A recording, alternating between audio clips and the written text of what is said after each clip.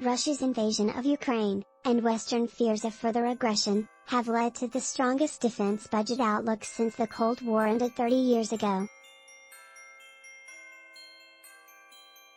In the United States, leaders on both sides have called for increases on top of near-record levels, with a likely top-line defense budget of over $800 billion in fiscal year 2023 and more increases afterwards.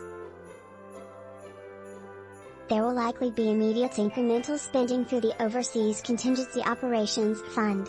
In Europe, NATO countries have renewed calls for defense spending levels at or above 2% of GDP.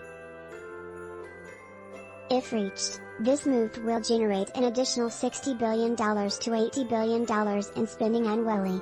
Germany, with a defense budget currently in the 1.3% of GDP range, has led with an upfront commitment of $111 billion, aimed at making good years of neglect.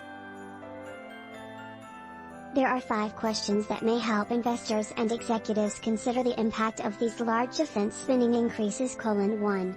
How quickly can the money be spent? Throwing money at defense is an understandable response to this crisis. But it takes years for cash to filter through procurement systems, and for weapons to be built and deployed. After the money has been appropriated by governments, there might be upfront spending on munitions and short-term priorities. But acquisition of more expensive systems will still require competitive tenders and other selection processes.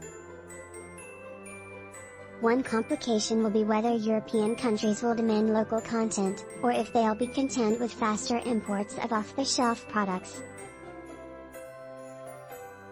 If they want a greater level of national production, it might take additional years to develop those capabilities.